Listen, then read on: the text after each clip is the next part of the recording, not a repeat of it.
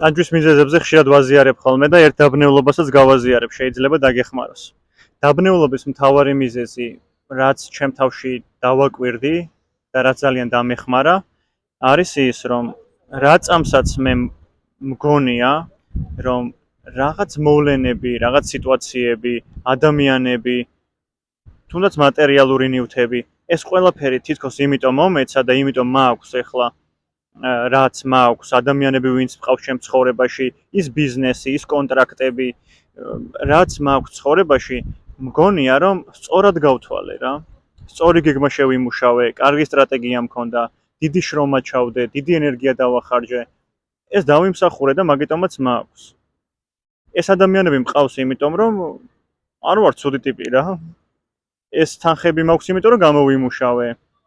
ამისთვის შრომა გავწიე, ძალიან დიდი დრო დავხარჯე და ამ ყველაფერმა შედეგი გამოიღო და მომეცა. და როცა მე ამ იდეოლოგიით ვცხოვრობ და ეს დაჯერება მაქვს, რომ აბსოლუტურად ყველაფერი, რაც დღეს მე ცხოვრებაში მაქვს, სულიერი პრაქტიკები, მედიტაციური პრაქტიკები, ლოცვა, მათი შედეგები, მანიფესტაცია, აბსოლუტურად ყველაფერი, რაც მაქვს, ჩემი შრომის შედეგია. ხო და ამისი რომ ჯერა ეს ქმნის დაბნეულობას და დაბნეულობა ქმნის ტანჯვას. და თუ აი ბრუტალური გულწრფელობით შევხედავ საკუთარ თავს, მე მჭირდება ვთქვა ესეთი რაღაცა, რომ კი, ყველაფერში შრომა გავწიე, ყველაფერში ვიმოქმედე, ყველაფერში რაღაც ჩემი ქმედება და მცდელობა ჩავდე. მაგრამ ბოლო სიტყვა ჩემზე იყო?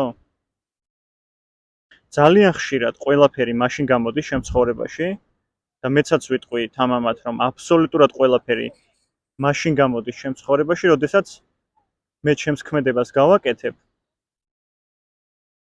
და მე თავს დავანებებ.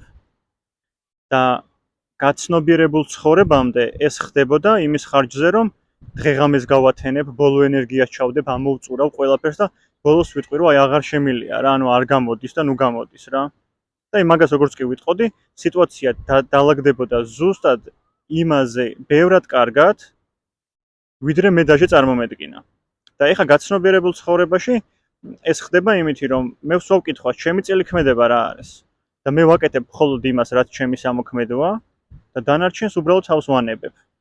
და ყველაფერი გამოდის იმაზე ბევრად კარგად, ვიდრე მე დაჟე წარმომედგინა. ამით იმის თქმა მინდა, რომ არ შეიძლება მე მჯეროდეს, რომ ადამიანები, საგნები თუ მოცემულობები რაც გამაჩნია, ჩემი გათვლების შედეგია, ჩემი დამსახურების შედეგია. მე მჭირდება ვთქვა, რომ ბოლო სიტყვა ჩემზე არ არის. და ამაში ცოტა ხანი მოისმენი, აბა დაფიქრდი. დააკვირდი შენს ყოველდღიურობას, ნებისმიერ ქმედებას, ნებისმიერ ურთიერთობებს, შენ ცხოვრებაში რაც ხდება. რაზეც ნერვიულობ. აი ხა შეიძლება რაღაცას გეგმავ, რომ ერთ კვირაში რაღაცა უნდა მოხდეს და ამაზე ნერვიულობ. აი უბრალოდ დააკვირდი აი მაგ გამოცდილებას. იმაზე ბევრად კარგად ლაგდება, ვიდრე შენ საერთოდ წარმოგედგინა.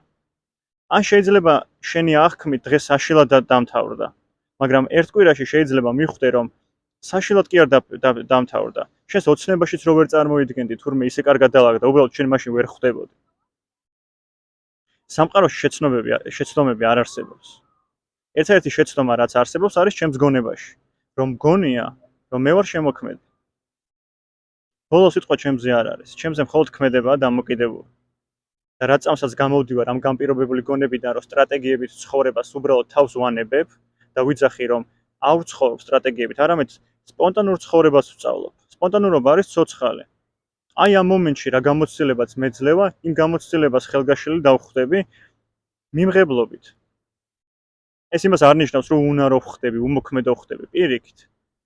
ჩემში რაც მეტი სპონტანურობაა და რაც მეტი სიცოცხლე არის, მეტად ქმედით უნარიანი ხდები. მაგრამ ახსოვდეს, რომ შედეგი ჩემზე დამოკიდებული არ არის. და არც არის შედეგი საინტერესო რეალურად. მე ჩემი ქმედება გავაკეთე. და მე ვიცი, რომ სამყაროში შეცდომები არ არსებობს. ყველაფერი ლაგდება ზუსტად ისე, როგორც მჭირდება, რომ დაალაგდეს. დააკვირდი, აბა.